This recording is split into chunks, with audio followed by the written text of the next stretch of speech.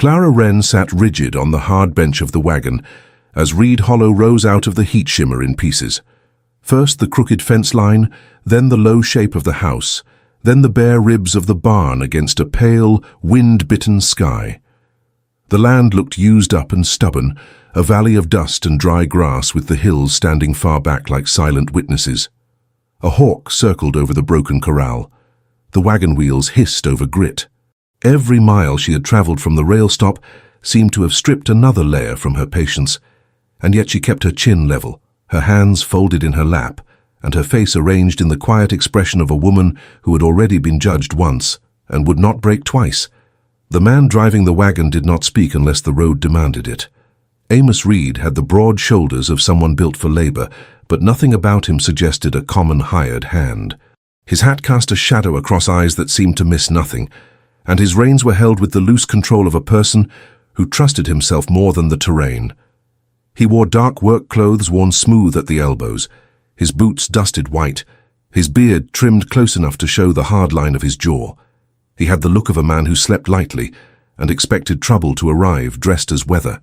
He had not turned to look at her more than necessary since the wagon left town, and that distance more than any rudeness was what unsettled her. Coyote Bend was already behind them, though its presence still clung to Clara like a stain.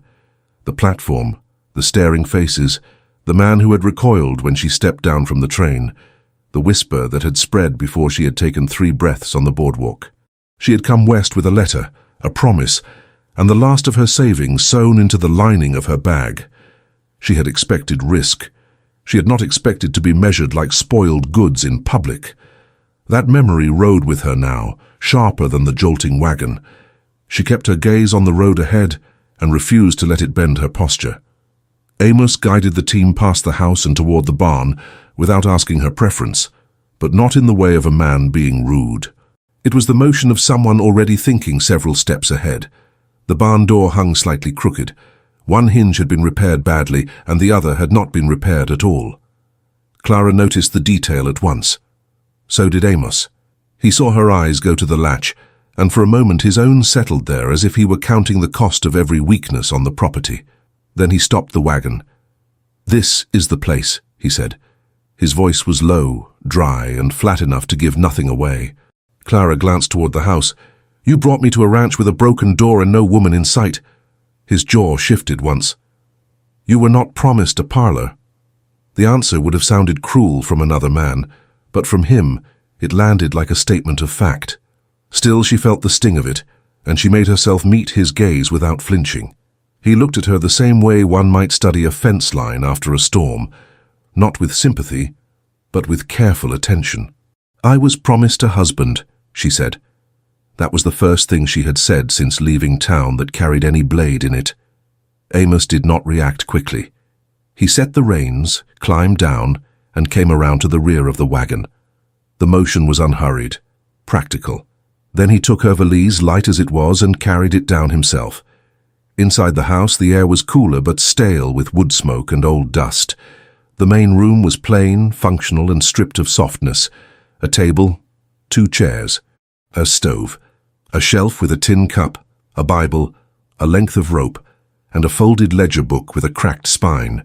Everything had a place, and everything looked as though it had been moved by hands that worked before they were ever decorative.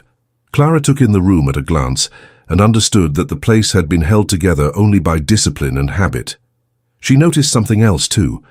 On the top shelf, partly hidden behind the ledger, sat a small stack of papers tied with twine. Not ranch clutter, not loose receipts. The edges were too neat, the binding too careful. Amos saw her looking and stepped across the room before she could ask. "Your room is off the back hall," he said. He did not offer help with her bag. He did not offer comfort. Yet he did open the door for her, and that small courtesy sat oddly beside his distance. The room was narrow, with a narrow bed, a chest, and a wash basin. The window faced the back pasture, and the wind moved the dry grass beyond it in restless waves. Clara set her bag down, turned, and found him still at the door.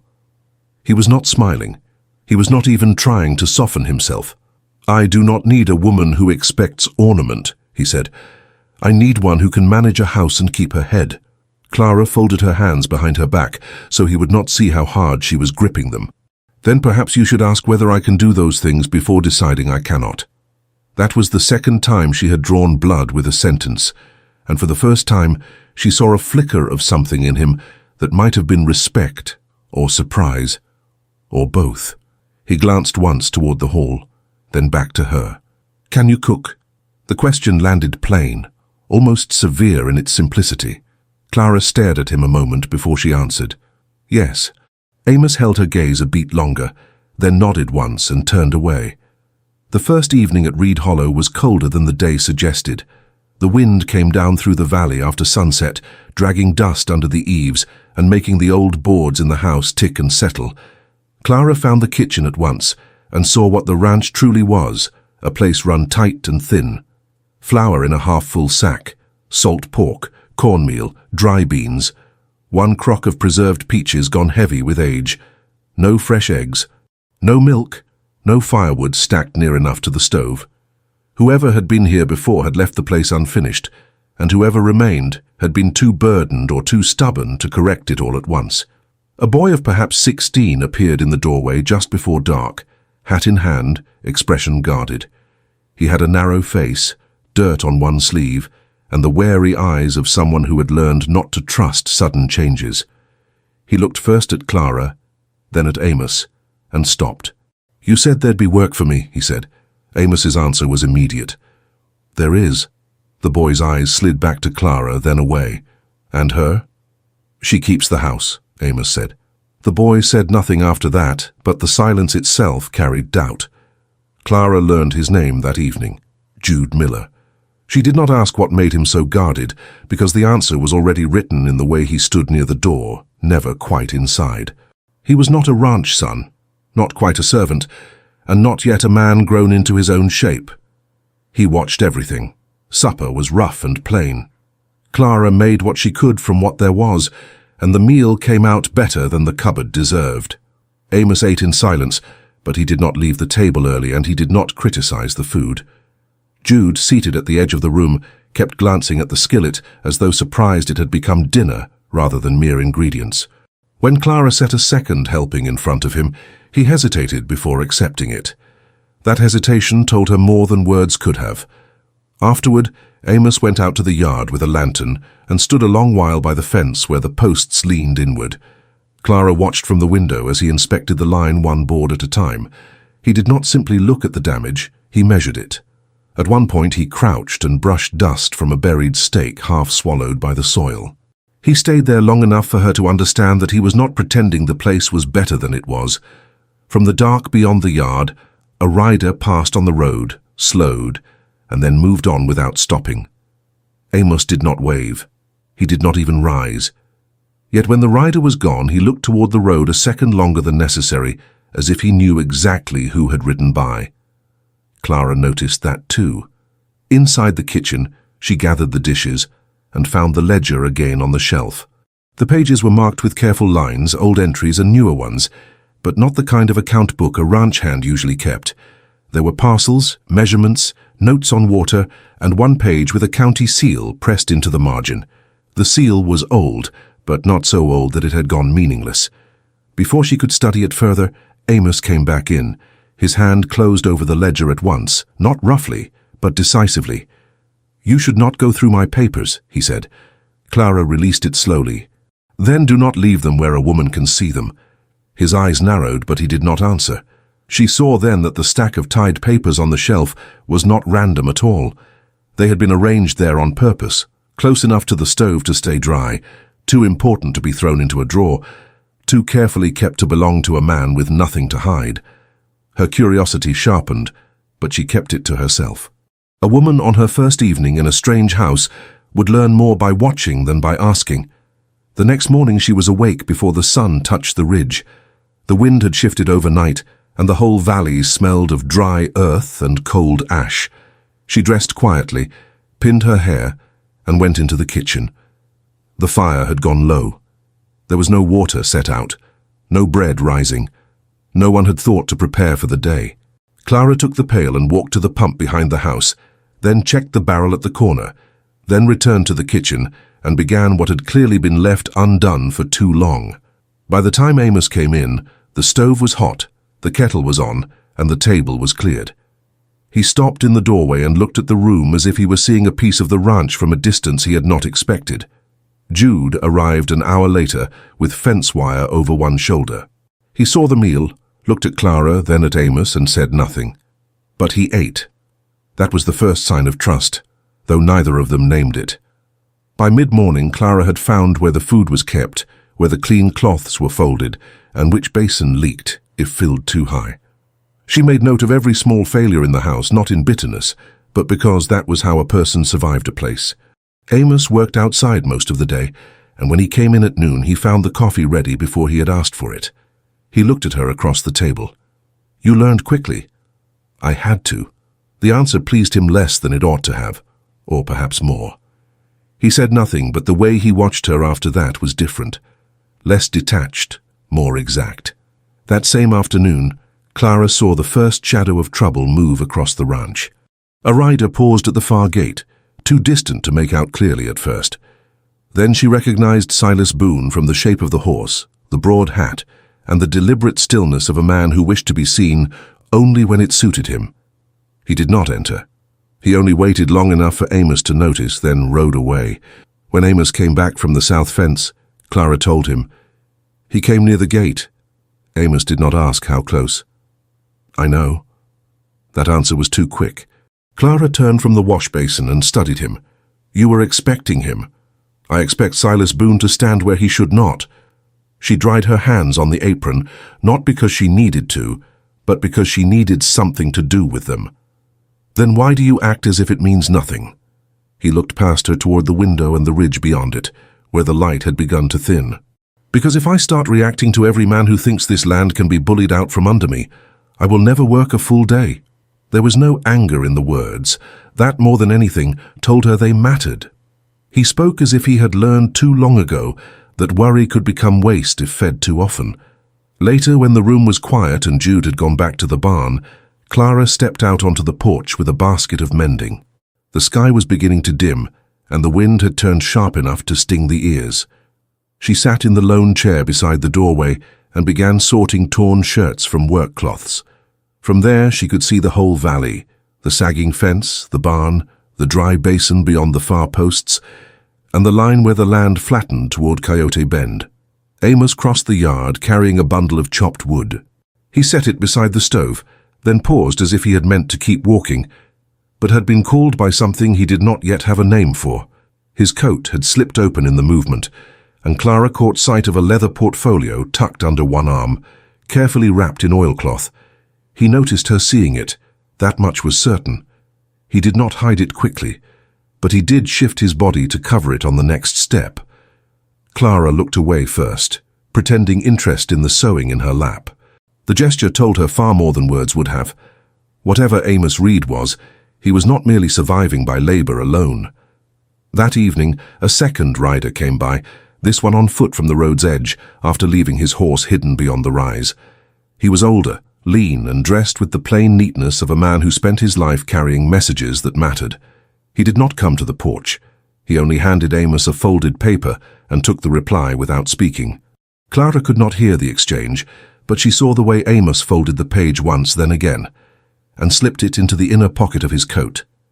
The messenger touched the brim of his hat and went back the way he came.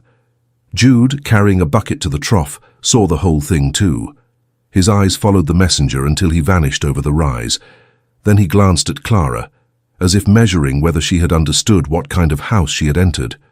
She had. When supper was done, Amos went outside again and did not come in for a long while. Clara washed the plates by lamplight and listened to the old boards creak with his movement on the porch. At last, she went to the back door and looked out. He was standing with one hand on the post, head slightly bent against the wind, reading the paper from the messenger by the light of the kitchen window. Clara could not see the words, but she saw the line of his shoulders tighten once, then settle. He folded it with the same control he used on everything else and put it away. Then, without looking at her, he said, "Lock the door before you sleep." It was not a request. It was a habit of a man who expected trouble before trouble arrived. Clara stood there a moment longer, the dry wind tugging at her sleeves, and understood that Reed Hollow was not merely a neglected ranch. It was a place under pressure, a place with something hidden in its bones, and the man who stood in its yard as if he belonged to the dust had secrets as carefully kept as the ledger on the shelf. Behind her, the house held its silence. Outside, the night opened over the valley in cold bands of shadow. Somewhere far off, a coyote barked once and then went still. Clara closed the door, slid the bolt into place and returned to the lamp with her eyes sharp, and her mind no longer willing to accept anything at face value. Silas Boone rode up 3 days after Clara's arrival, not with the casualness of a neighbor, but with the measured patience of a man who expected the land itself to make room for him. The afternoon had gone pale and dry. The light stretched thin across the valley, and the wind dragged dust in low ribbons along the fence line. Clara saw him first from the porch, where she had been mending Jude Miller's torn shirt while keeping one eye on the south gate. Amos was at the barn, and the boy was out by the trough with a hammer, driving a loose nail back into place. Silas did not hurry. He never did. He sat his horse like the place belonged to him already. He wore a light coat too fine for ranch work, his collar clean, his boots polished despite the dust, and a hat with a crease set sharper than anything on Reed Hollow. 2 men rode behind him but stopped short of the yard, staying with their reins loose and their eyes flat. Silas alone came forward. He pulled his horse to a halt by the gate and let the quiet settle long enough for all 3 people at the ranch to notice he had arrived. Clara rose from the chair without rushing, slipping the needle into the cloth. She had learned enough in 3 days to know that a woman could not meet a man like Silas with visible alarm. He fed on it. Instead, she held herself still and waited. Amos emerged from the barn with a coil of wire in one hand and a hammer in the other. He did not look surprised to see Silas, which told Clara more than surprise would have. The 2 men faced each other across the churned dirt of the yard, the space between them holding all the things they had not said in public. "What do you want?" Amos asked. Silas tipped his hat, not with courtesy, but with the care of a man displaying that he still had one. "I wanted to see whether the rumors were true." Clara saw Amos glance once toward her and then back to Silas.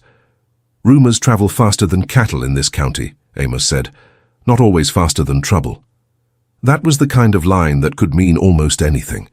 Silas smiled as though he had delivered it cleverly and looked past Amos to Clara, taking in the plain dress, the work gloves, the chair on the porch, the mending basket.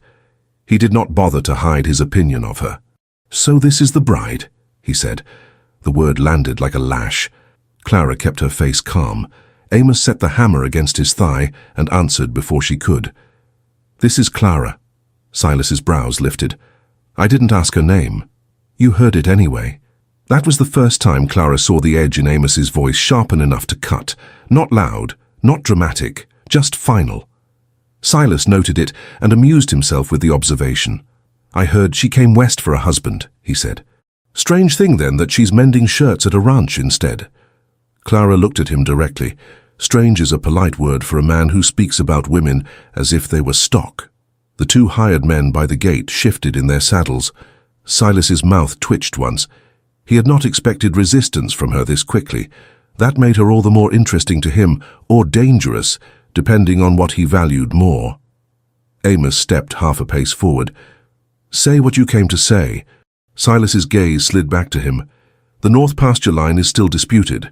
I thought perhaps you'd changed your mind about making trouble over old boundaries."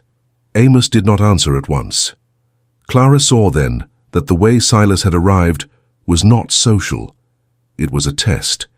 He had come to measure the ranch, the people inside it, and the amount of pressure he could apply before something gave. Amos gave him nothing. "The boundary is where the title says it is," Amos replied. Silas laughed softly. "The title says many things when a man has ink enough and a judge willing to be practical."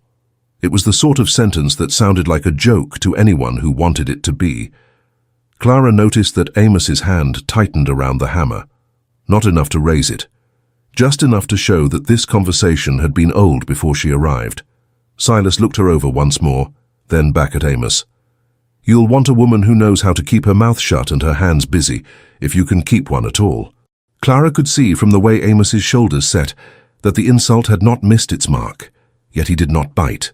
That restraint was more revealing than anger would have been. Silas left them with a tip of the hat that barely counted as one. When he rode off, the dust behind him hung in the sun like a curtain being drawn. For several minutes, no one said anything. At last, Jude muttered, "He comes around too much."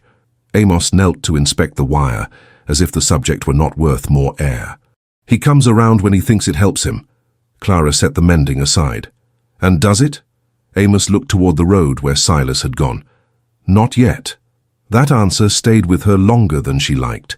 It said there was a contest underway already, one she had stepped into without being fully told the rules. She did not complain.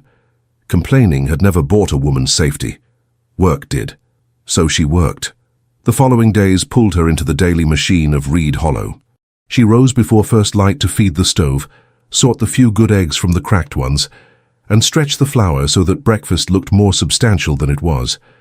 She washed linens in the basin behind the house when the wind allowed it, shook out dust from rugs and folded blankets, and made the kitchen into a room that did not feel abandoned. Amos noticed every improvement.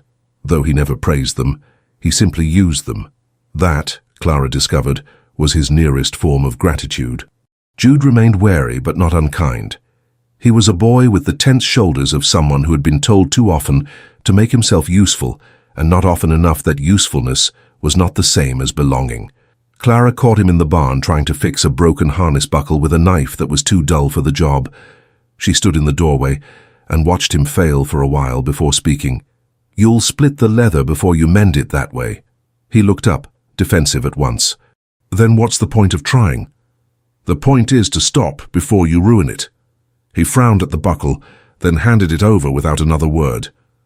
Clara took the work to the table, found thread and oil, and showed him how to preserve the seam instead of forcing it.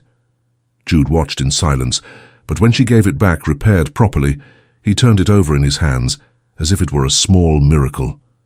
That look told her more about the boy than any explanation could have. Amos saw the exchange from the doorway and said nothing. Yet later, when Clara found the last of the dry beans had gone soft in storage from a leak in the back corner of the pantry, he quietly brought in new sacks from the wagon and stacked them high enough to keep them off the floor before she had asked. The gesture was small. The timing was not. By the end of the week, Clara had begun to map the house in her mind the way Amos seemed to map the land.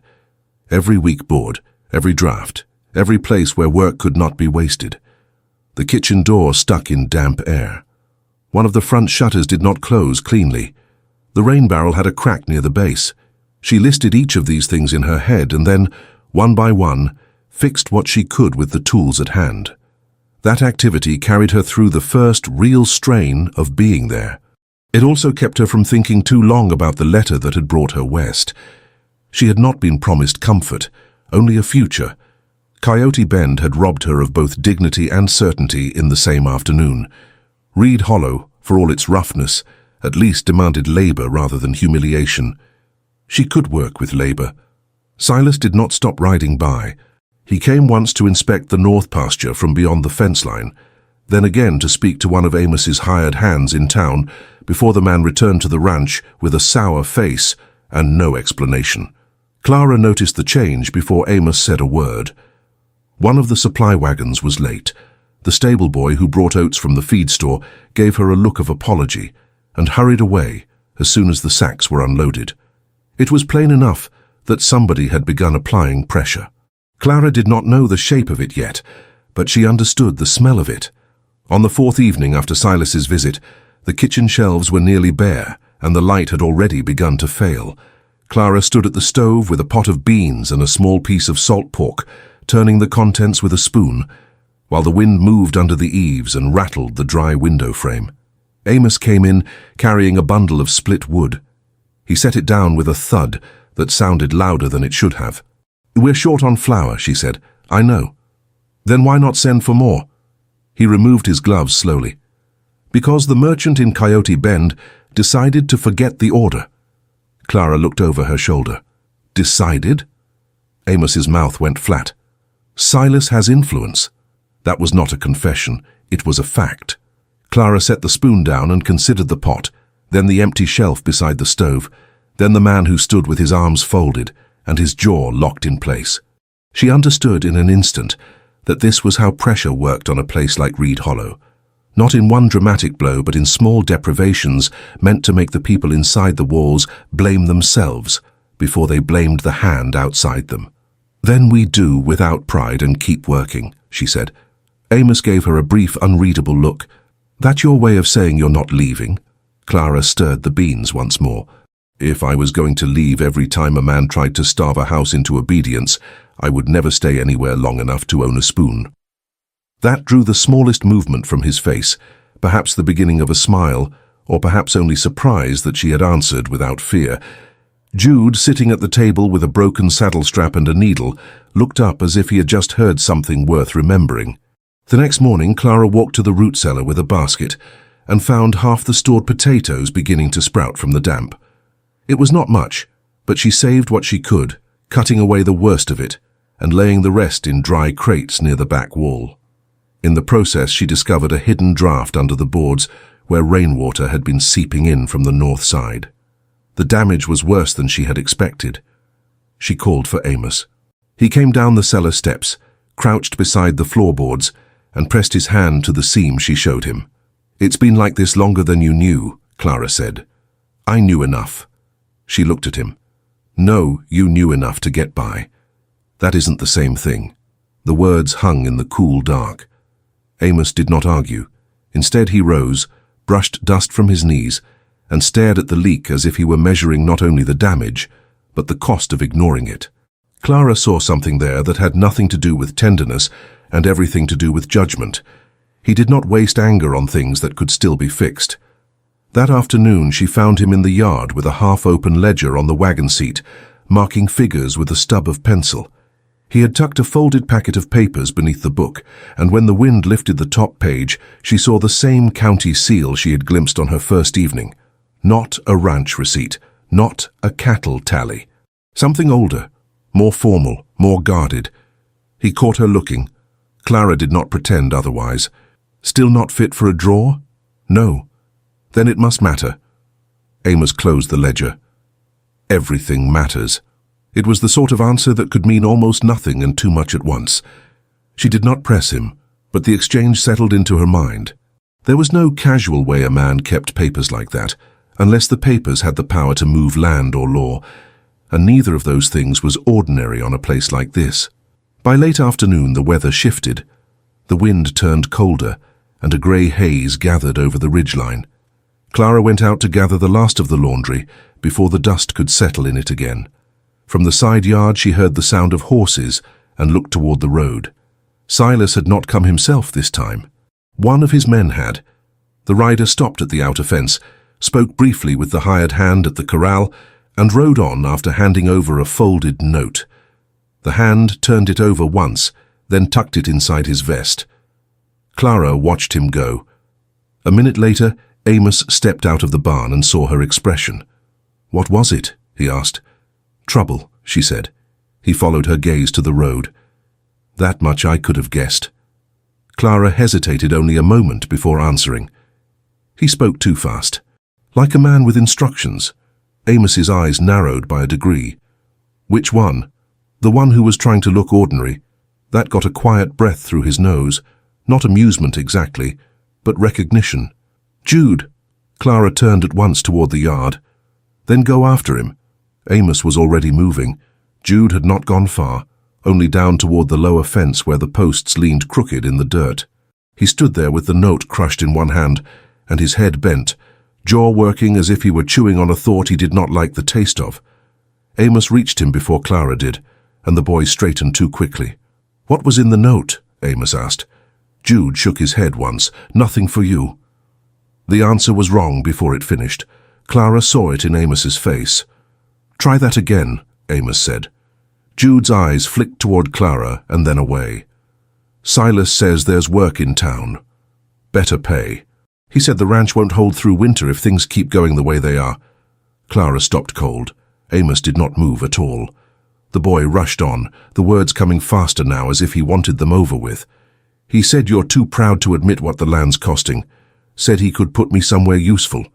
Silence fell hard over the yard. Clara understood immediately what had happened. Silas had not merely cut supplies. He had reached for the ranch from the inside, and the person he had chosen was young enough to be tempted and uncertain enough to be useful. Amos's face did not change much, but the air around him did. "You told him nothing about this house?" Jude lifted his chin, trying for defiance and failing. "I told him what he already knew." "That's not an answer." The boy flushed darkly. "I didn't mean to betray anybody." Clara stepped in before Amos could. "Then why hide the note?" Jude looked at her, ashamed now in a way he had not been with Amos. "Because I didn't know which side I was on." That was honest. It was also dangerous. Amos took the note from his hand without another word and tore it once, then again, until the pieces were too small to read. He let the scraps fall to the dirt.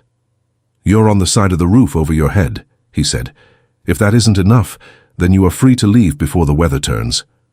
Jude went pale. Clara saw the boy bristle, saw the old fear in him rise up against the shame. If Amos had pushed harder, he might have broken something permanent. Instead, he turned and walked back toward the barn, with the note in pieces behind him. The decision not to make a spectacle of it mattered more than any lecture. Jude stood still a long time after that. Clara watched him fight himself. In the end, he bent, gathered the torn scraps from the dirt and shoved them into his pocket, as if he could not quite bear to let go of even the evidence of his mistake. That evening, the ranch felt tighter than before. The stove snapped. The boards creaked. Clara set supper on the table and none of them spoke much. Yet while Amos repaired the broken latch on the back gate and Jude fed the horses in silence, Clara did not miss the fact that neither man had left. The breach had not been repaired. It had been named. Later, when the house had gone quiet, she stood at the window and looked out over the dark line of the fence. Somewhere beyond it, Silas Boone was making his next move. She did not know yet what shape it would take. She only knew it would not be the last. Inside, Amos was still at the table with the ledger open, the lamplight catching on the corner of those careful papers. He did not look up when she entered, but he said without turning, "Lock the door." Clara did so at once.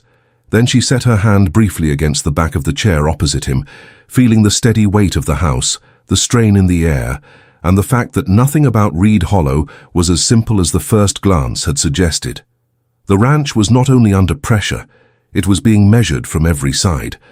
And for the first time since she arrived, Clara understood that the fight here would not be against hunger alone. Clara learned the third morning after Silas's visit that pressure did not always arrive wearing boots. Sometimes it came in silence, in missing flour, in a wagon that did not reach the yard when it should have, in a boy with too much pride and too little distance from town. The wind had been up since before dawn, dragging pale dust along the fence and lifting it in little whirls at the corners of the yard. Clara had risen before the light, as she always did now, and found the kitchen in the same shape it had been left the night before. A fire asleep under ash, dishes drying on a towel, a tin of coffee with only a few spoonfuls left. She put water on, then stepped outside with the bucket to check the pump and the rain barrel. The barrel was lower than it should have been. Not by much, but enough to matter. She set the bucket down and looked toward the storage shed. The door was shut, the latch fastened, the lock in place. Yet when she opened it, the first thing she noticed was the smell. Damp wood, old grain, and something sour underneath. One of the sacks of flour had split on the floor. Another had been shifted out of place, the mark of a restless hand. Clara crouched, brushed the grain with her fingers, and saw that the spill was not an accident from simple wear. Someone had opened the door and closed it again badly enough to leave a trace. She did not call out at once. Instead, she studied the tracks in the dust outside the threshold. A boot heel, narrow and young, had crossed the path more than once during the night. Not Amos, not a rider from town, Jude.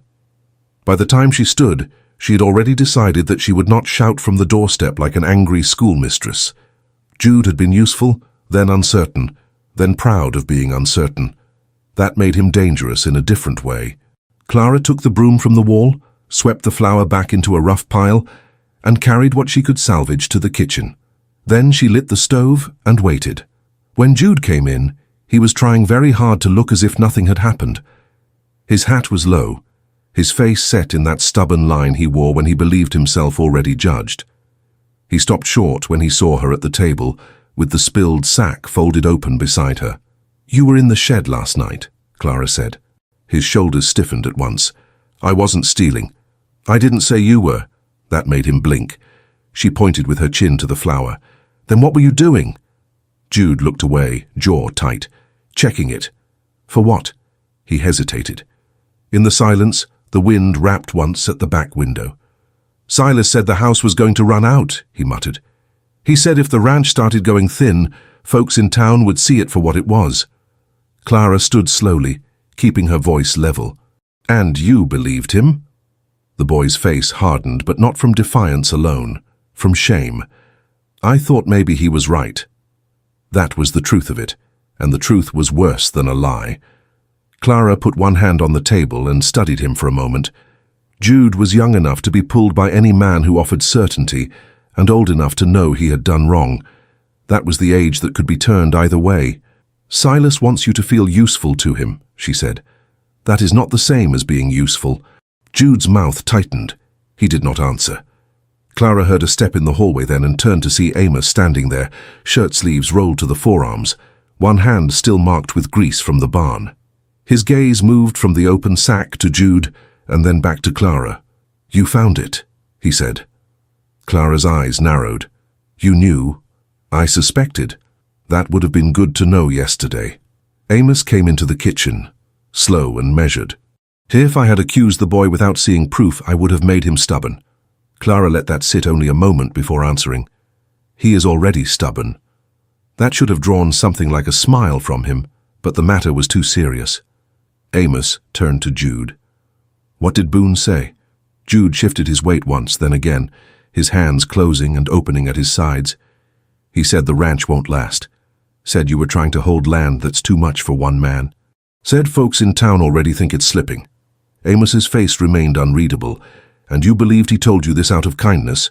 The boy said nothing. Amos moved to the table, took the sack of flour in one hand, and set it upright. He did not speak harshly, but every word came with the weight of a fence post driven deep. "If a man comes to you with an easy answer and a hard face, he is selling you either a lie or a debt, usually both." Jude swallowed. Clara could see the conflict in him, the desire to defend himself against a charge he knew he had earned, and the deeper fear that he had already chosen poorly. Silence widened between them. Then Amos asked, "Did he give you anything?" Jude looked up too quickly. Clara saw the answer before he spoke. "A note," he said. Amos held his gaze. "Where is it?" The boy's cheeks flushed. "I burned it." It was possible he had, and possible he had not. Clara did not know which possibility troubled her more. Amos nodded once. "Then you know enough." The boy looked stricken, as if he had expected shouting, not dismissal. Clara recognized the danger there too. A young man humiliated into silence often went looking for a louder master. She took a slow breath.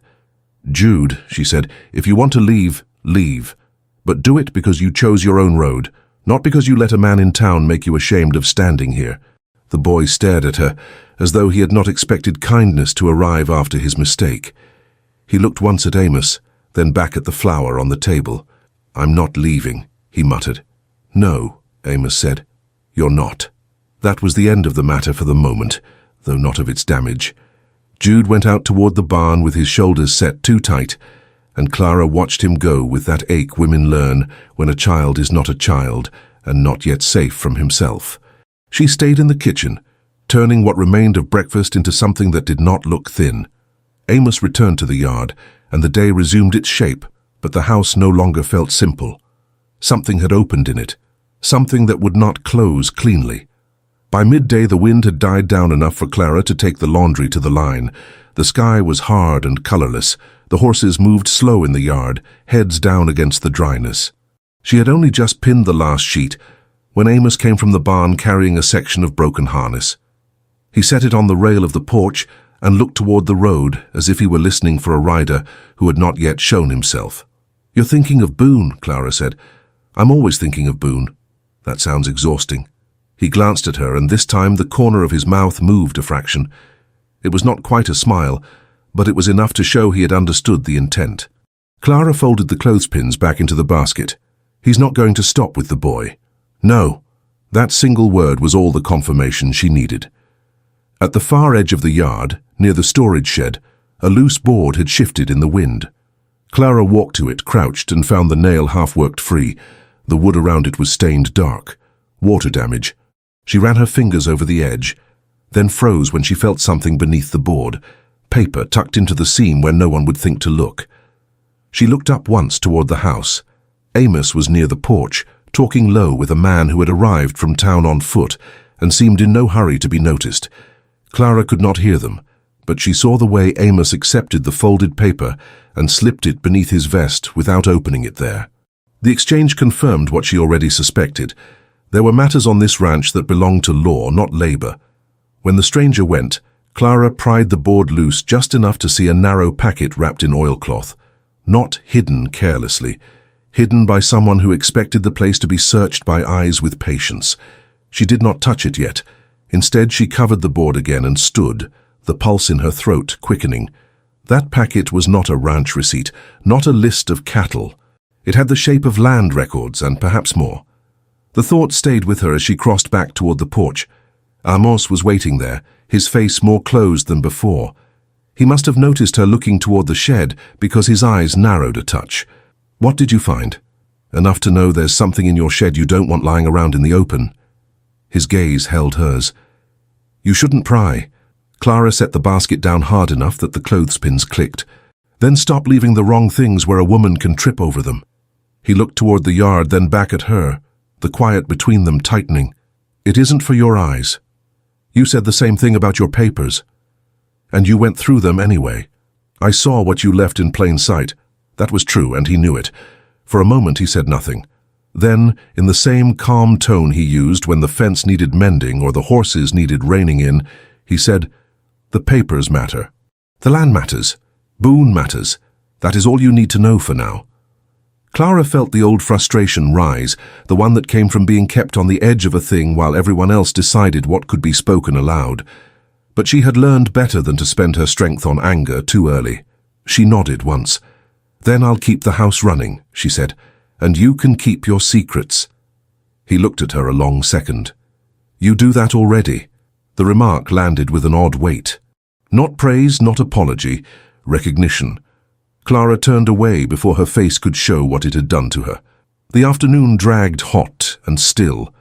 By the time the light began to fade, the sky had turned the dull gold of old brass. Clara finished the wash, sorted the dry cloths and went inside to start supper. The meat was thin. The cornmeal was lower than she liked. She measured carefully, stretching what remained as far as she could.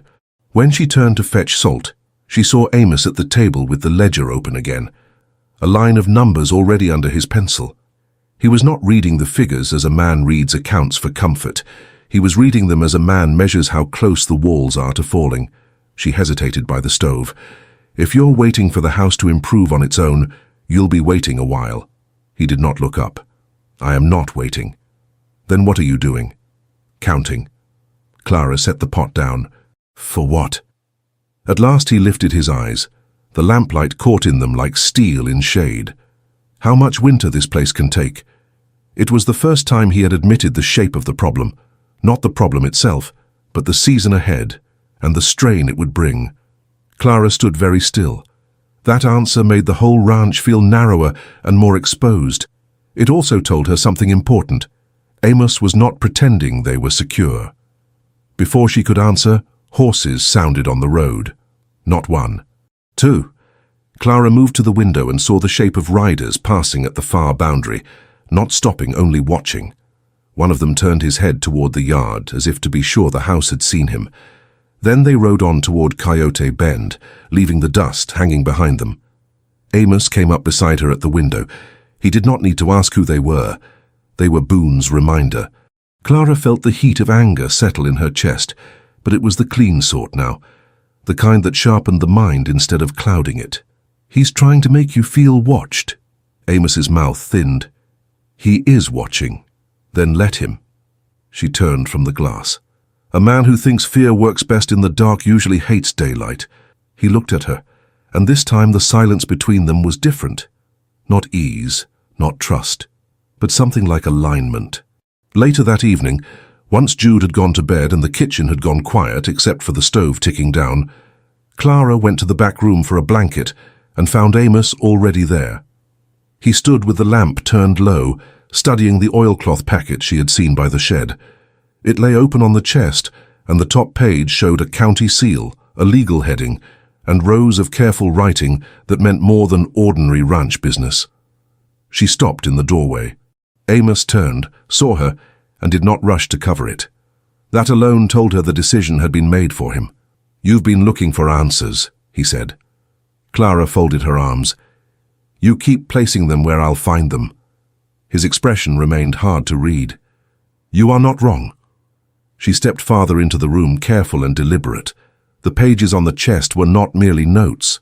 One showed acreage by legal description, another a transfer form, another an older document folded so many times the crease had nearly whitened through.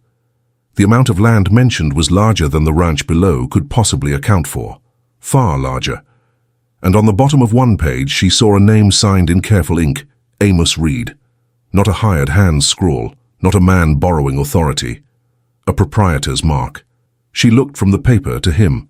"So, this is what you've been hiding." His face did not change much, but the air in the room grew taut. "Not hiding, holding." "For whom?" He answered without hesitation. "For the day it's needed." Clara heard the truth in that, and the size of it. This was no accidental cache, no paper forgotten in a drawer. It was a claim, a defense, something he had kept back for years, possibly from the same people who now thought him only a ranchman with dust on his sleeves. The knowledge settled into place with the cold certainty of iron. Before she could speak again, the back door opened. Clara turned and saw Mrs. Eleanor Pike in the threshold, hat in hand, face arranged into the careful concern of a woman who had been welcomed into trouble before it was visible. She ought not to have been there at that hour, which meant she had come with reason. Eleanor's eyes moved at once to the papers on the chest, and though she tried to hide it, Clara caught the small quickening in her expression. Not surprise, recognition. "Amos," Eleanor said softly, "I hoped I'd find you alone." Clara felt the room shift. Amos did not move, but his posture sharpened in a way she had not seen before. Eleanor's gaze slid to Clara and paused there only a beat. "Perhaps I was mistaken." No one answered. The silence stretched just long enough to become a choice.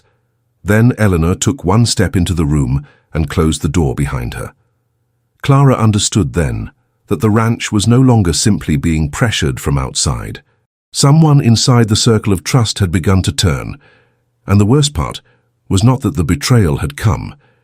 It was that Amos had likely expected it sooner than he had admitted. The lamp hissed faintly. The wind moved once along the boards. Clara looked at the papers again, then at Amos, then back to Eleanor, and saw the shape of the storm gathering at last around the truth she had only just begun to touch. The moment Eleanor Pike stepped into the back room, Clara understood that the trouble at Reed Hollow had a face, a habit of politeness, and shoes too clean for the dust outside. The lamp on the table burned low, its flame tightening and loosening with every breath of wind that slipped through the boards. The oilcloth packet lay open beside Amos's hand, the legal pages spread enough for Clara to see land descriptions, acreage lines, and one signature that made the room feel suddenly narrower. Amos stood with the stillness of a man who had already measured the consequences of speaking, and decided for now that silence was safer. Eleanor closed the door behind her with careful fingers. She was dressed in charcoal wool, gloves pale and spotless, her expression composed in the way of a woman who had spent years learning how to enter a room as if she belonged to its trust. Yet her eyes had gone at once to the papers on the chest. That slip lasted only an instant, but Clara saw it.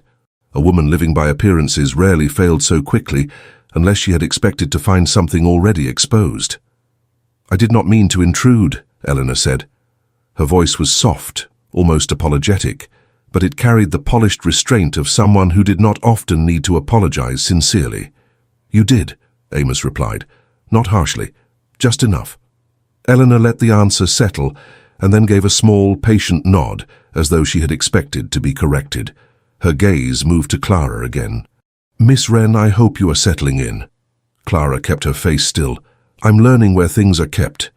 That seemed to trouble Eleanor more than it should have. She looked back to Amos, and there was a quick, deliberate glance at the papers, the kind one gives when trying to decide whether a truth has already escaped. "It would be better," Eleanor said, "if certain matters remained quiet." Amos's eyes narrowed a fraction. "That depends on who is trying to keep them quiet." The room did not change, yet its air did. Clara felt it in the pause that followed. Eleanor's expression remained mild, but there was a thread of tension under it now, a seam just beginning to split. "I came because Mr. Boone has been speaking," Eleanor said at last. "He has been speaking in town and to the county office, and he has put ideas in motion that cannot be easily undone." Clara looked from one to the other. So this was not a courtesy visit. It was a warning or a test, or both. Amos did not ask what Boone had said. "Then say what you came to say." Eleanor folded her gloves in both hands. "There are men in Coyote Bend who would be glad to see you pushed out before winter. They believe Reed Hollow is carrying more trouble than profit. They believe the North Acreage should be folded into other holdings where it can be used properly." The word properly hung in the room like a knife. Clara understood immediately that Eleanor was not merely repeating gossip. She was choosing her words carefully, because every word had a purpose. Amos looked at her once, long enough to show he understood the shape of the message. "And you?" Eleanor met his eyes without blinking. "I believe men who talk that way are rarely interested in what is proper, only what is cheap." Clara kept her attention on Eleanor. There was something too practiced in the woman's concern, too aligned with the edges of power. She did not yet know where the betrayal lay, only that the shape of it was near. Amos, meanwhile, said nothing. He simply looked at Eleanor in the quiet way of a man measuring whether a visitor has come to help or to count the furniture before a theft. Before he could answer, Clara spoke. "If Mr. Boone is stirring up trouble, why come here at all?" Eleanor turned to her. "Because I hope to prevent a public embarrassment." The answer was smooth, but Clara felt the weight beneath it. "For whom?" Eleanor's mouth tightened for a half-breath. "For everyone." That was not an answer. Clara knew it. Amos knew it. The lamp hissed again, and in the pause that followed, the next piece of the trouble became visible. "Eleanor has been speaking with the county recorder," Amos said. It was not a question. Eleanor's eyes returned to him. "Only to keep matters from becoming messy." Amos gave a brief, humorless exhale. "Messy for whom?" She did not answer at once, and in that silence Clara saw the first unmistakable edge of the betrayal. Eleanor was not simply warning them about Boone. She was managing the direction of the storm, trimming its edges so that someone else could survive it. Someone outside the room. Someone likely more influential than the people standing in it. Clara looked at the papers again, then back at Eleanor. "You know what these are." Eleanor did not deny it. "Yes." That single word changed the atmosphere completely. Amos's hand moved just enough to cover the top page, not hiding it from Clara, but guarding it from Eleanor. "Then why are you here?" Eleanor took a breath that seemed more careful than the last. "Because I hoped you would choose to settle this before Silas forced the issue in public." Silas. The name fell into the room with weight. Clara understood then that whatever Boone had started, Eleanor was connected to it more deeply than she had first appeared. Perhaps not as an enemy in the simplest sense, perhaps worse, as a woman who believed herself useful while serving the wrong hands. Amos's tone remained even. "And if I do not?" Eleanor's eyes moved toward the door, then back to him. "Then the town will be told enough truth to make your position difficult." That was not a threat given in anger. It was an administrative sentence, spoken by a woman who had likely spent years arranging outcomes for other people and had finally chosen the wrong one. Clara realized something then that tightened her stomach. Eleanor had not come to ask for trust. She had come because she expected to keep control of the story. That meant she believed she still had leverage. "You've already spoken to someone," Clara said quietly. Eleanor looked at her without warmth. "I have spoken to those who can prevent a worse embarrassment." Amos's gaze sharpened. "Meaning Boone?" Eleanor said nothing. The silence was answer enough. Clara felt the room harden around her. Silas had reached not only for the ranch, but for the shape of the story itself. Eleanor, respectable and careful, had either helped him or decided to stand too close for innocence. Clara stepped forward. "You came here to pass along what Boone wanted heard, and you dressed it up as concern." Eleanor's chin lifted. "I came here because women who carry a house on their shoulders understand the cost of scandal better than men do." The remark should have sounded sympathetic. Instead, it sounded like an attempt to claim authority from suffering she had not earned. Clara's patience thinned. "What you understand," Clara said, "is how to keep a thing covered until it suits you to uncover it." Amos turned his head slightly, the smallest movement, but Clara saw he had heard the truth in her words. Eleanor's expression finally changed. Not much, just enough to show irritation at being read too accurately. "I did not come to quarrel with you," Eleanor said to Clara. "No," Clara replied. "You came to measure who could be sacrificed without ruining the rest of the arrangement." That landed. Eleanor looked at her for a long moment, and Clara saw the flicker of offense that came when a careful person is made to feel careless. Then Eleanor recovered, as people like her always did. "Mr. Reed," she said, turning back to Amos, "if you continue to hold those papers, Boone will force a hearing. If you let the matter go quiet, the county office may be persuaded to revisit the boundary claims in a less public way." Amos laughed once under his breath. It was not amusement. "That is another way of saying I should surrender what is mine, before the men with finer coats make it expensive enough." Eleanor did not deny it. Clara understood then that the hidden acreage, the old title, the legal papers in the chest, and the packet Amos had kept out of sight were all pieces of a larger fight that had been moving under the surface for some time. This was not a sudden theft. It was an old attempt to reassign what had already been claimed. Silas was merely choosing the moment he thought weakest.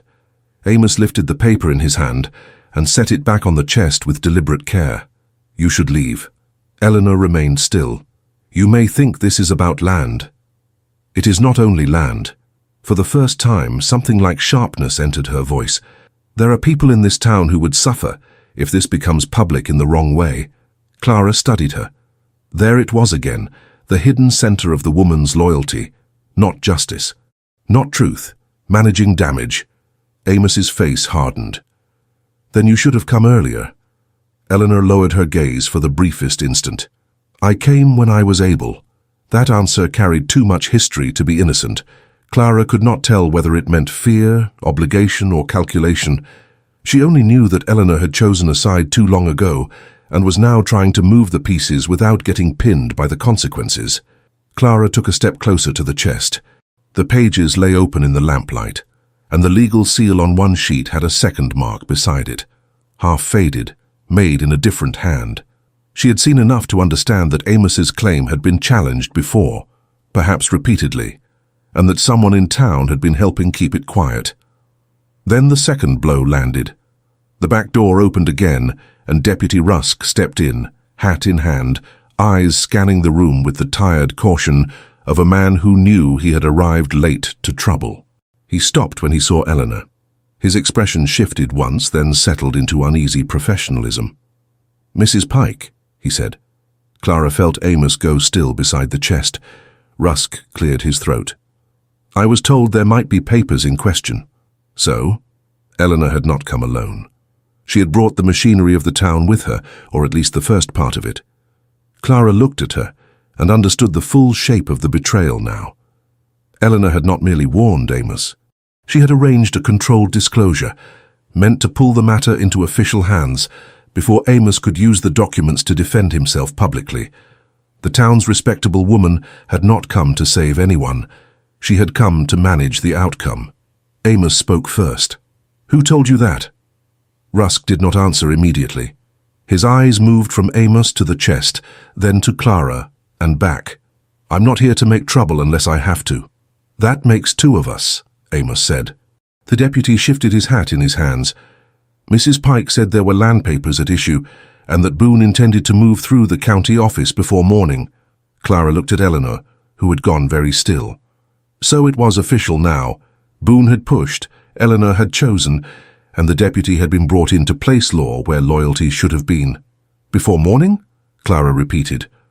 Rusk nodded once. He's gathering names. If this is as old as it sounds, he'll try to crowd the matter before anyone can object. Amos gave a slow, hard look at the papers. Clara could see the calculation behind his silence now. If they waited, Silas would shape the hearing. If they moved, they risked exposing the whole claim sooner than planned, and Clara understood that this was the moment for action, not discussion. She stepped to the chest and laid her hand flat on the top document before anyone could stop her. Every eye in the room turned to her. "Then we don't wait," she said. Rusk blinked. Amos turned his head, studying her. Eleanor looked startled for the first time since entering the room. Clara felt all of them registering that her voice had moved the center of the room. She kept going before anyone could take the floor from her. "If Silas has been collecting names, then we collect proof. If the county office wants paper, we give them paper. If Boone wants a hearing in the morning, then he gets one with the right documents in front of the right witnesses." Amos's jaw tightened. "You don't know what all is in these pages." "No," Clara said, "but I know what a man does when he thinks the women in the room will stay quiet. He mistakes restraint for weakness." That struck something in Amos. She saw it in the way his shoulders shifted, as though he had finally heard not only her words, but the force behind them. He had been holding the line so long that he had almost accepted being pushed backward. Clara would not let the story stay in other people's hands. Rusk looked from her to Amos. "If you're planning to challenge Boone, you'll need to come in before first light." "We'll come in," Clara said. Eleanor's mouth parted slightly, as if she had expected a frightened bride and found a woman choosing the battlefield instead. Amos finally spoke, but not to the deputy. To Clara. "You're certain?" She met his eyes. "If we let them tell the story first, they'll make us the lie." That answer stayed between them. It was not romantic. It was not soft. It was real. Amos nodded once, and in that nod, Clara saw the moment the work of secrecy ended and the work of resistance began. He gathered the papers carefully, not hurriedly, but with the precision of a man handling a weapon he had kept oiled for years. Rusk stepped back to give room. Eleanor watched, and whatever she had hoped to control was slipping from her hands. "That is not wise," she said at last. Clara turned to her. "No. What was unwise was coming here to trade one future for another." Eleanor's face tightened. For one brief instant, the polished surface of her composure cracked enough for something weary and disappointed to show through. Not guilt. Regret, perhaps, or the knowledge that a plan was leaving her reach. "Mr. Reed," she said quietly, "if this goes public, you will not like everything that comes with it."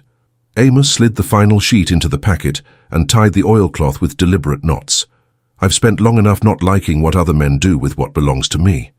He looked at her once more, and the room seemed to brace itself. "If you have more to say it in daylight." Eleanor held his gaze for a second longer, then looked away first. That was the only surrender she gave. Rusk cleared his throat. "I'll need names, dates, and whatever copies you've got."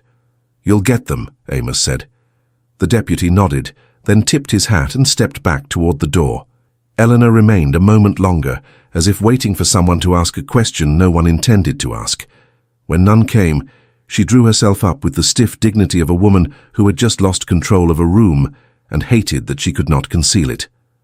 "I will go," she said. Clara did not answer.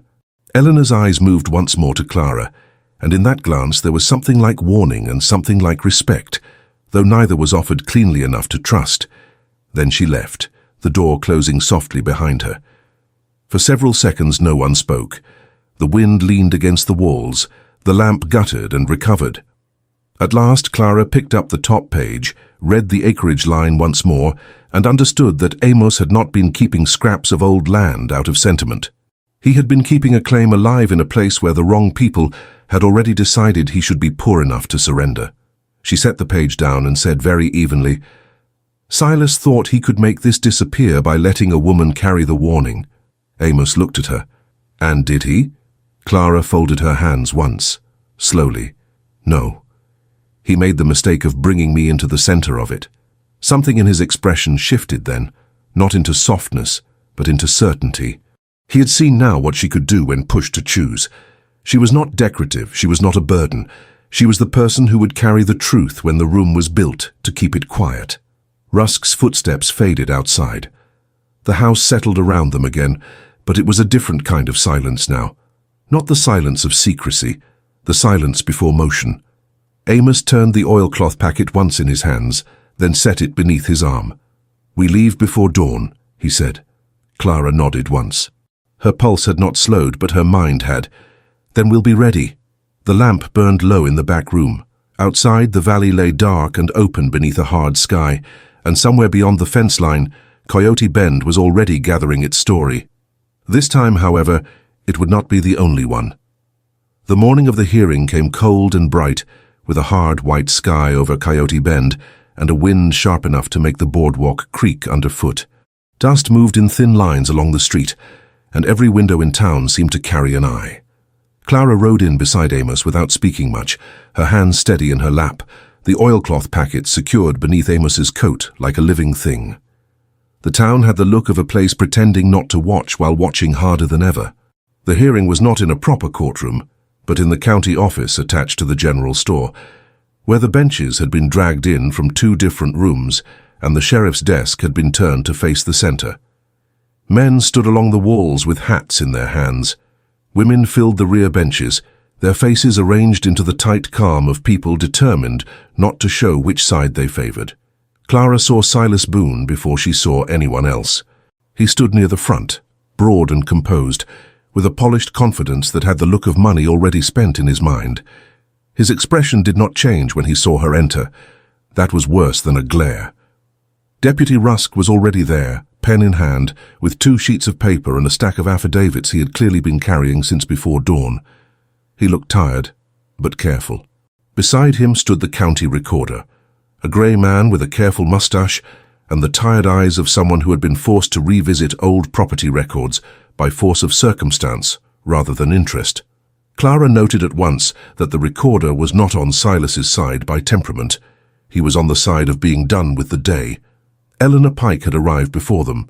She sat to the side, straight-backed, gloved and composed, but Clara could see that the woman's calm no longer had the polish of certainty. It had the stiffness of a person trying not to reveal how late she had understood the situation. Clara met her gaze once. Eleanor looked away first. Silas noticed Clara looking. He smiled, small and sharp. "Well," he said loud enough to carry, "the bride is dressed for court." Clara kept her face neutral. Silas, standing beside her with the packet under his arm, did not look at Silas at all. Rusk raised a hand for silence and the room settled. The recorder opened the matter with dry formality, naming the acreage under dispute and the chain of claims that had been questioned, challenged and quietly pushed to the edge of records for years. Clara heard enough to understand what Amos had been hiding. Not a mere family document, but a legal fight over land that should have carried his name, but had been pressed into uncertainty by men with better access and longer reach. Silas had not invented the dispute. He had inherited a version of it and grown rich from the confusion. When the recorder asked for evidence, Amos stepped forward and placed the oilcloth packet on the desk. Silas's smile thinned. "You expect the county to believe a bundle of old paper over the judgment of men who have worked that ground?" Amos answered without raising his voice. "I expect the county to read what it was paid to keep." That drew a low murmur from the room. Clara saw the recorder's attention sharpen. The county office preferred certainty. Amos had brought certainty in the form of dated seals, inheritance papers, and a title chain that had been buried under selective neglect. Rusk took the documents, and the recorder began to examine them with the stiff concentration of a man realizing the trouble would not go away by ignoring it. Silas did not remain still for long. He produced his own papers, neatly folded and aggressive in their neatness, and began explaining the value of the land in terms of productivity, winter hardship, and practical management. The words came polished, almost reasonable, but Clara heard the machinery beneath them. He was not arguing ownership, he was arguing usefulness, the old language of men who thought land should belong to those most willing to profit from it. Amos stood quiet through most of it. Clara understood why. He had not come to the hearing to win with noise. He had come to let the paper speak first. When Silas finished, the recorder asked whether there were witnesses to the chain of events. Before Amos could answer, Clara stepped forward. The room turned to her. She felt the weight of every eye in it, but not the kind that had followed her in Coyote Bend when she arrived as discarded cargo. This was different. This was the weight of a room waiting to see whether she would remain ornamental or become inconvenient. Clara placed both hands on the edge of the desk. "Yes," she said. "There are witnesses." Silas's expression changed at once, but only a fraction. He had not expected the bride to become a voice in the hearing. That mistake alone gave her room. She continued, clear and measured. She named the supply delays, the pressure at the ranch, the note to Jude, the attempted shaping of the story in town, and the way Boone had tried to make scarcity look like failure. She did not embellish. She did not accuse beyond what she had seen. That restraint made the testimony harder to dismiss. Clara then turned to the recorder and said, "If this matter were only about the worth of the land, men would not have been trying so hard to make the people on it doubt themselves." Silas let out a short laugh. "A woman with opinions." Clara looked at him. "A woman with observations." That drew a few lowered heads from the women in the back benches, and one or two troubled looks from the men who had thought the morning would end quickly. Eleanor's hands tightened in her lap. Clara saw her watching now with the unease of someone realizing that the truth, once spoken plainly, does not stay courteous. Then Eleanor rose. The movement changed the room more than a shout would have. She did not speak at first. She simply stood there, gloved hands clasped, face carefully arranged. Clara could feel the entire office reorienting around the fact that a respectable woman was about to give testimony that would either save or damn several people at once. "I was told," Eleanor said at last, "that if the matter was handled quietly, fewer reputations would suffer." Silas's face tightened by the smallest degree. Eleanor went on, her voice still soft. "I believed that because I thought I was preventing scandal. I was mistaken." A murmur ran through the room. Clara watched Silas more than Eleanor.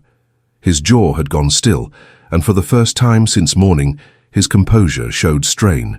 He had expected Eleanor to keep the story smoothed over, not to expose the arrangement under which she had been operating. She was not absolved by honesty, but she had made the room dangerous for him. The recorder asked where the pressure had originated. Eleanor did not answer directly at first. Her eyes moved once to Clara, then to Amos, then back to the desk. "Mr. Boone came to me," she said. "He believed the county would prefer a simpler outcome. He said the land was underused, that the public would accept change if it was presented as practical adjustment. He suggested there were households in town that would be easier to protect if the matter moved quietly." That last phrase struck Clara like a thread pulled too hard. Household. Protect. The wording was not innocent. It meant Eleanor had been told that people close to her could be shielded if she cooperated.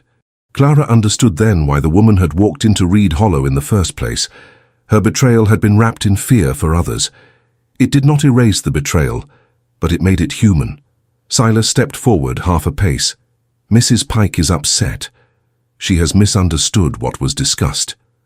Eleanor turned to him with a look so cool and level that Clara almost felt sorry for him. "No, Mr. Boone, I understood perfectly. You spoke to me as if the truth were a tool to be placed wherever it best served you." The room held that line in silence. It was the kind of sentence that cut because it named a habit, not an accident. The recorder looked down at the old title papers again. Rusk, now fully alert, signaled to a clerk to fetch the secondary record ledger. The office had crossed past the point of polite handling. Clara could feel it. Amos could too. He shifted once, his hand brushing the edge of the packet, but still he did not speak over the paper. That was when Silas made his mistake. He turned from the recorder and said, "You all know what this is really about. Reed was never meant to keep control of that far acreage. He's been sitting on claims he can't properly use, and a woman who just arrived by rail is no authority on the matter." The insult was obvious, but Clara did not flinch. What mattered was the way he had tried to reduce her again in front of witnesses. He wanted the room to remember her as a bride, not a witness. A woman displaced was easier to dismiss than a woman who had seen the seams of the fraud. Clara took one breath, and stepped closer to Amos. Not behind him. Beside him. "He's wrong," she said. "I am authority on what happened in that house, because I lived it." The words were not loud. They did not need to be. The room went still, because a person who has been publicly humiliated and still chooses to stand squarely on her own evidence changes the balance in a room. The recorder asked for the final papers. Amos placed the oldest deed on the desk, and the man in grey began to read aloud the chain of succession, the dates, the seal impressions, the transfer errors, and the later notations made to obstruct the rightful claim. As the words continued, the truth of Amos's hidden status became undeniable. He was not a merely stubborn rancher defending a plot of ground. He was the legitimate heir to land that men like Silas had spent years pretending was uncertain. Silas's face had gone pale at the edges. Deputy Rusk looked up from the papers. "This is enough to suspend any transfer pending review," Silas snapped. "You don't have the right—" The recorder cut him off. "I have the records. That is right enough." For the first time, Silas Boone lost his temper in public. It was not dramatic. It was worse. It was ugly, quick and personal. He accused Amos of hiding behind old claims, accused the county of cowardice, accused Eleanor of meddling, and finally turned his anger toward Clara. "You came here wanting a husband and found yourself a cause," he said. "That won't save you when this place decides what to do with women who speak out of turn." The room shifted. Clara felt it, felt the offense in the women, the unease in the men, the attention of everyone who knew that line had crossed from argument into threat. Amos moved then. He stepped in front of Clara, not dramatically, not like a man making a speech, but with the immediate instinct of someone who has decided there will be no more reach toward her. His hand flattened once on the desk, steady and unmistakable. "Say her name again," Amos said, voice low, "and I'll have you escorted out before you can finish the sentence." Silence hit the room like a board dropped flat. Clara looked at him from just behind his shoulder and saw that the change in him was complete. He was no longer merely protecting a claim. He was declaring a line. The gesture carried more force than anything he could have said about his feelings. Silas, realizing the room had turned, looked for another angle. "How you think standing close to a woman changes what you are?" Amos did not even glance back. "No, it changes what you can do about it." That line was simple enough to strike the room clean through. It was not romance. It was not performance. It was choice made visible. Deputy Rusk stepped forward at last. "Mr. Boone, take your seat." Silas did not.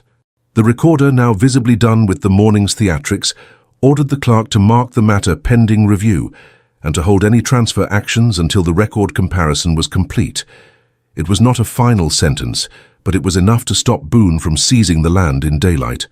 Silas's mouth pressed into a hard line. He understood that the hearing had slipped beyond his control. Then came the one move Clara had not fully expected. Eleanor Pike stood again. Her face had gone very pale, but there was no retreat left in her now. She looked at the recorder, then at Rusk, and finally at the room.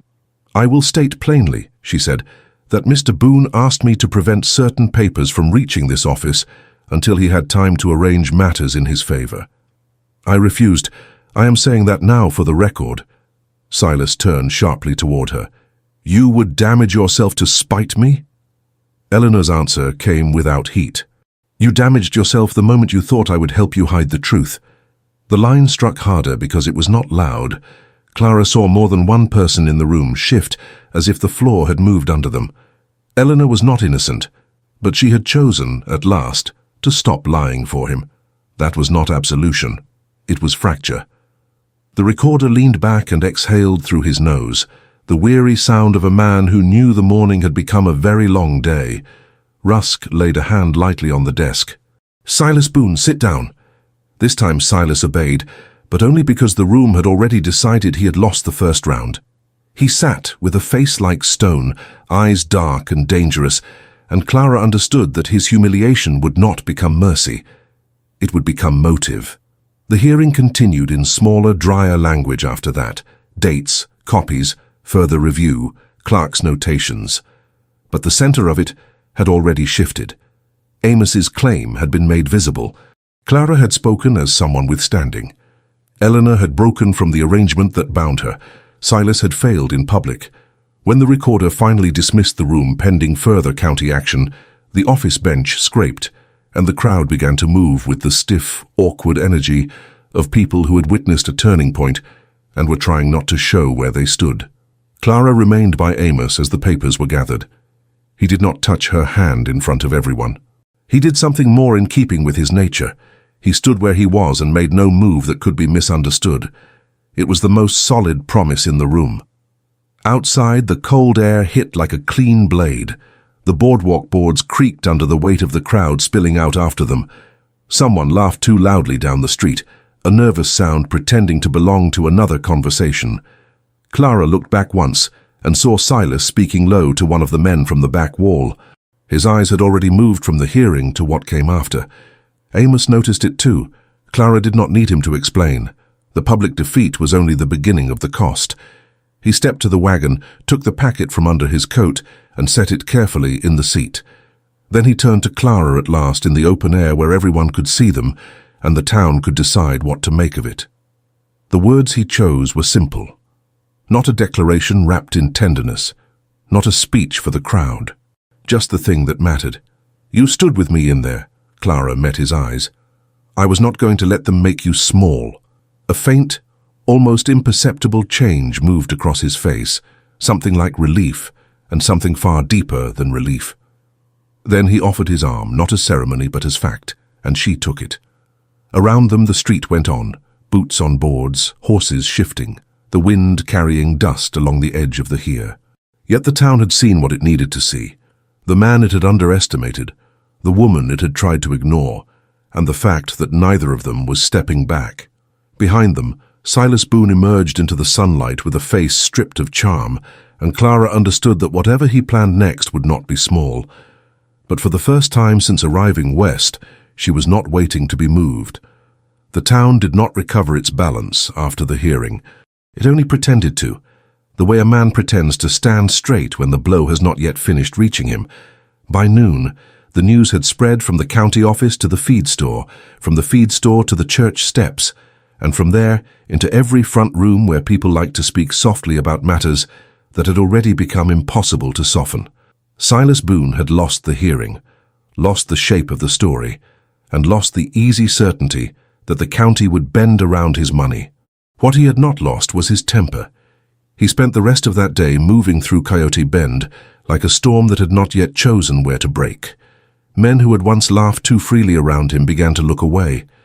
A clerk at the dry goods store closed his ledger a little faster when Boone entered and found nothing worth buying. By late afternoon, the banker's window was half lowered, and even the horses tied near the boardwalk were restless in the heat as if they knew the air had changed. Clara saw the shift from the wagon seat as Amos drove her back toward Reed Hollow. The valley opened before them in its usual dry vastness, but the country no longer felt quiet in the same way. It felt watched. Amos did not speak much. He had the reins in one hand and the packet of recovered papers in the other, though he kept them tucked safely away. His jaw was set in that hard, deliberate way Clara had come to recognize as the face he wore when he was already planning 3 moves ahead. "Do you think he'll stop?" Clara asked at last. Amos looked ahead at the road. No. The answer was not dramatic. It was simply honest. Clara waited a moment and then said, "Then he's got more pride than sense." Amos gave the faintest pull at one side of his mouth. "That's usually the kind who trouble a man longest." The wagon rolled on. Dust lifted behind the wheels and settled again. When they reached the ranch, the first thing Clara noticed was that Jude was not in the yard. The second was that the gate latch had been repaired. Not well, but enough to show that someone had made the effort without asking. Clara glanced toward the barn and saw the boy coming out with a tool belt over one shoulder, his face still carrying the residue of the hearing, though he was trying to hide it. He stopped when he saw Amos. "I heard," Jude said. Amos got down from the wagon first. "About what?" The boy hesitated, then looked at Clara, and the way he did it told her he had been thinking about her words all day. "About all of it." That was not enough for apology, but it was enough for a beginning. Clara stepped down beside Amos. "And?" Jude rubbed the back of his neck, embarrassed to be speaking in front of her but unable to stop now that he had started. "I shouldn't have listened to Boone." Amos did not answer at once. He handed Clara down the packet and said, "No, you shouldn't have." Jude flinched, expecting more than that. It did not come.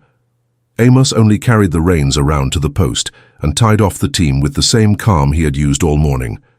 That restraint mattered. He was not excusing the boy, but he was also not making a spectacle of him. Clara saw the difference and appreciated it more than any speech. The ranch felt changed by the hearing, though no fence had been mended and no board replaced. It was the knowledge inside the place that had shifted. Clara could feel it in the way Jude walked more carefully now, in the way Amos moved with a sharper focus, in the way the house itself seemed to settle into a cleaner readiness. Eleanor's testimony had done one useful thing at least. It had made the story too public to bury again. Still, the cost of that visibility arrived fast. On the second evening after the hearing, a rider came from town with no good reason to be there. He did not dismount. He only passed the outer fence, slowed, and called toward the yard that Boone was taking stock of every man who had chosen the wrong side of the hearing. His words were not shouted. They did not need to be. The message was simple. Boone had not forgotten. Amos listened without turning his head much. When the rider left, Clara saw that his hand had gone still on the fence rail, the same way a man's hand does when he has already decided what kind of fight is coming and is simply waiting for the shape of it. That night, after supper, Clara found Amos at the kitchen table with the recovered papers spread before him. He had added notes in the margins, short and precise, the handwriting of a man who trusted facts more than temper. Clara set a bowl of washed peaches on the table and looked down at the documents. "It's done then?" she asked. Amos did not look up. "No." She waited. He tapped one corner of the oldest deed. What the hearing did was stop Boone from taking the land in daylight. It did not make him harmless. Clara nodded slowly. "So what now?" At last he looked at her.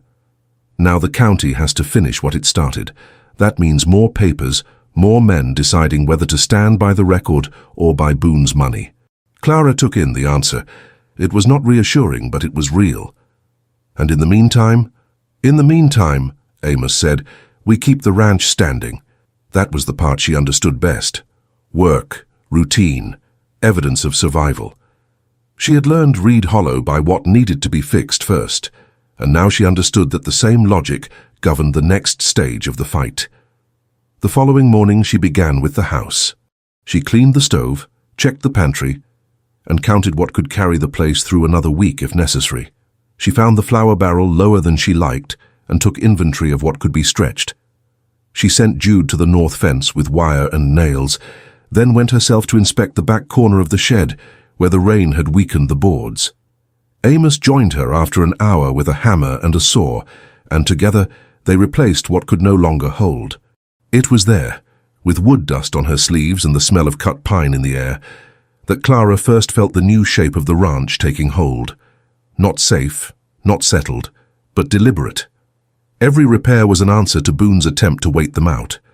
Jude, who had been watching from the barn door, came over without being asked and held the board steady while Amos fastened it. He did not speak much, but he stayed. That counted. It counted because the hearing had given him a choice, and he was now choosing to remain. By midweek, however, the pressure returned in a more dangerous form. A county clerk came with a ledger copy and a polite face, asking to verify certain signatures. Behind him, everyone knew, stood Boone's money and Boone's patience.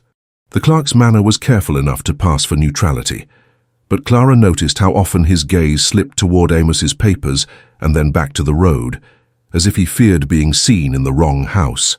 Amos handled him without anger. He gave the clerk the copies requested, asked nothing in return, and kept the exchange so plain that the man had no room to invent insult. It was one of the few times Clara saw the full force of Amos's restraint. He understood that if a man like Boone could not win by force, he would try to provoke a mistake. That evening, when the clerk had gone, Amos stood in the doorway looking west. The sky had already gone to a dull copper, and the ridge line was darkening into shape. Clara stepped beside him. "He's trying to wear you down." Amos's eyes stayed on the horizon. "Yes." "You don't look worried." His answer came after a beat. "Worry wastes the day." That was the closest thing to comfort he ever offered, and Clara accepted it as such. Still, the fight did not remain abstract. On Friday morning, a ranch hand from a neighboring spread arrived with news that Boone had been buying up loyalty in town. Nothing direct, nothing that could be pinned cleanly to him, just promises of work, credit, and better fencing materials to any man willing to speak against Reed Hollow when the county review resumed. The hand had come because he wanted no part of it, and knew Amos deserved to know. Clara saw the effect the news had on Amos. Not surprise. Calculation. He had already expected Boone to turn from public defeat to private pressure. The difference was that now the shape of the pressure was clear. That afternoon, Clara did something she had not done before. She went into town alone.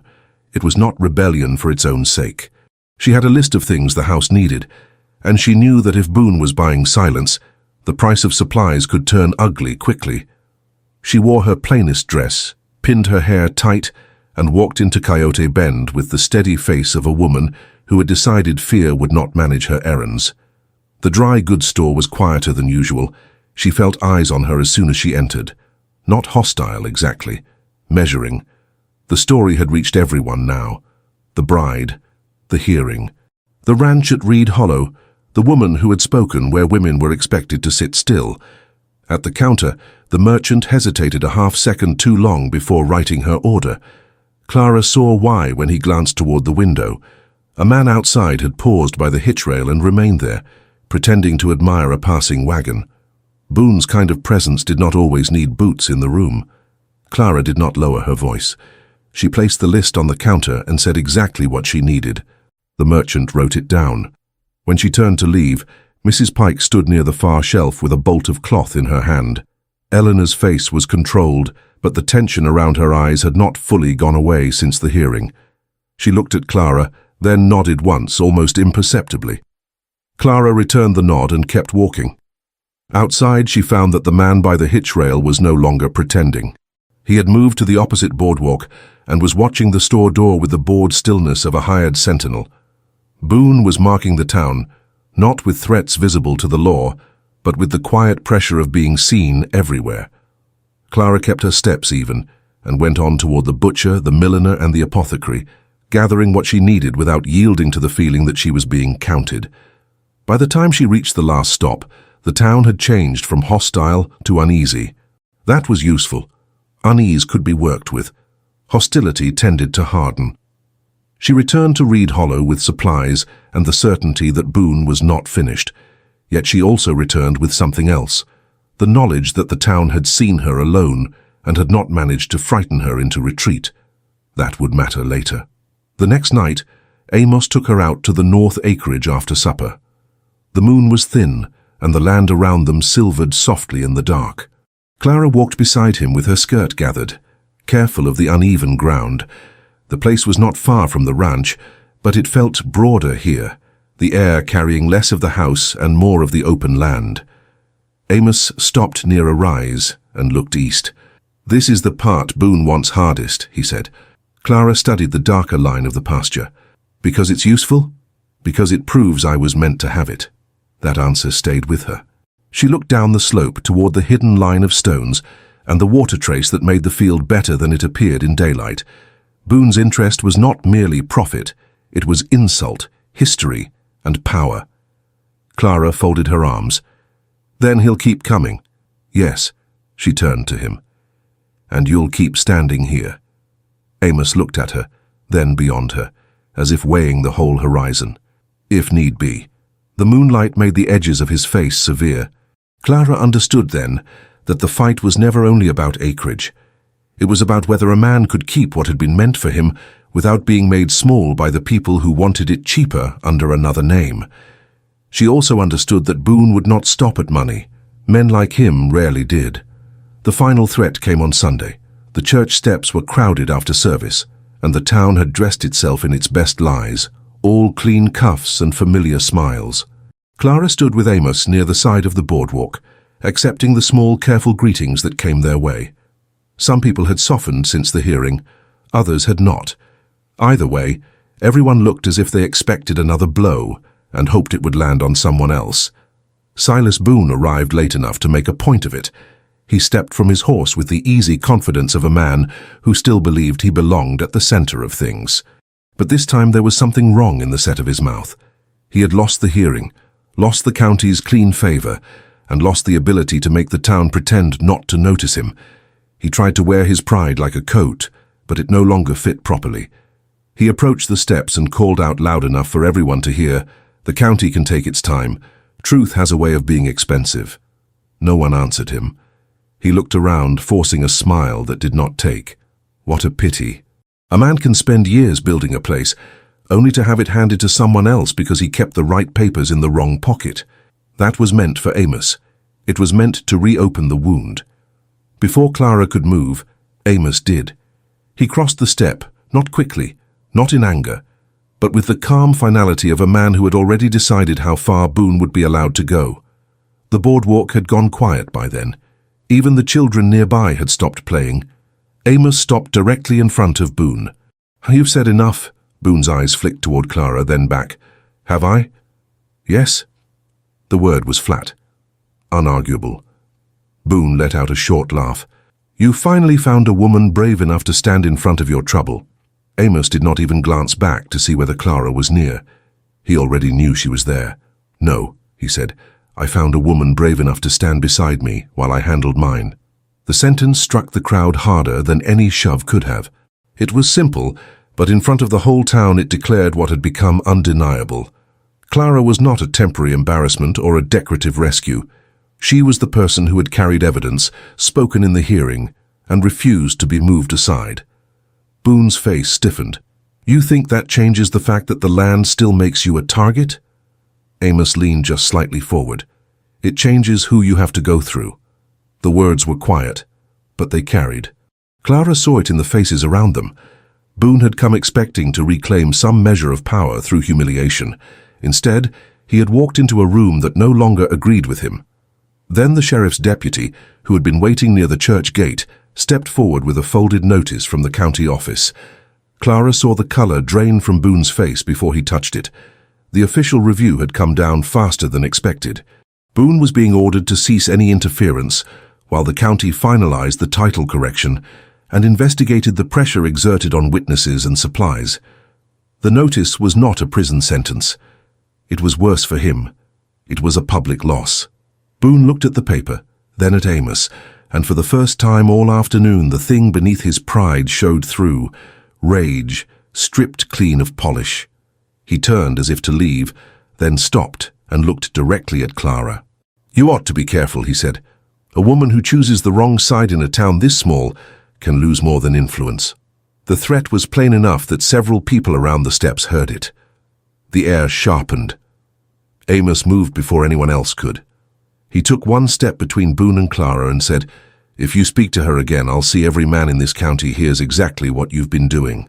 Boone stared at him. The threat was not theatrical.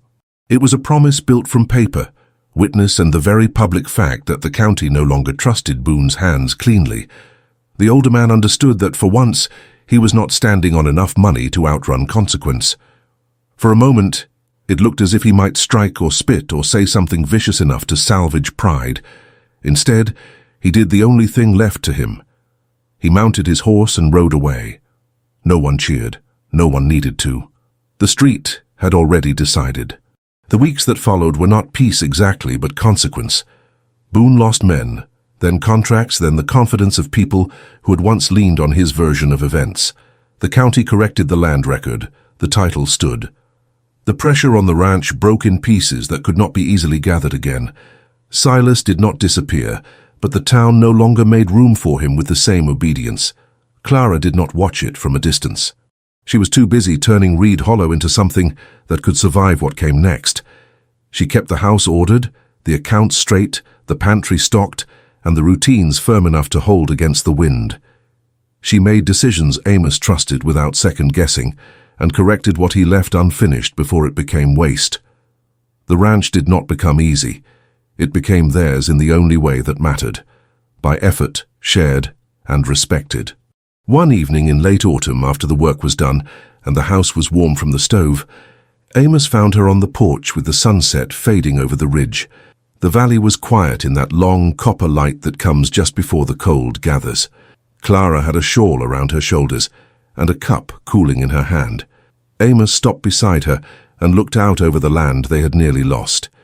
He did not talk about feeling. He did not explain what had changed in him.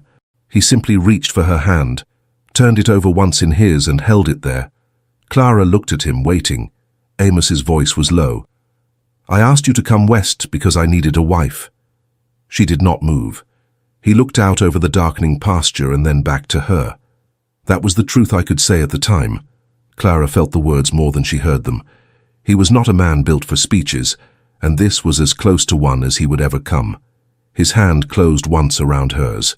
"Now I know what I should have said." She waited again, patient and still.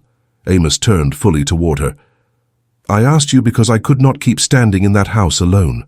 The honesty of it hit harder than any flourished declaration. Clara saw then how much it had cost him to say even that much. His jaw was set, his eyes steady, the line of a man offering the only confession he trusted, the one he could live beside. Clara gave the smallest smile. "That sounds like you." He let out a breath that almost became a laugh. Then he touched his forehead lightly to hers, brief and rough and careful all at once, as if even affection had to be earned by hand. Behind them, the house stood warm and square against the night. Inside, the stove ticked. The floorboards held. The ranch had become a place with walls again, not because trouble had vanished, but because it had been met and answered by people who did not step aside. Not long after, just before winter settled in fully, Clara found a letter tucked among the county papers. It was not from Boone. It was from an office farther north, with a seal she had not seen before, and the handwriting was old enough to suggest trouble that had been waiting patiently for years. She read the first line, looked toward the dark road beyond the porch, and understood at once that the peace they had won was real, but not complete. The valley was still. The stars were sharp overhead, and somewhere beyond the edge of Reed Hollow, another claim was beginning to move.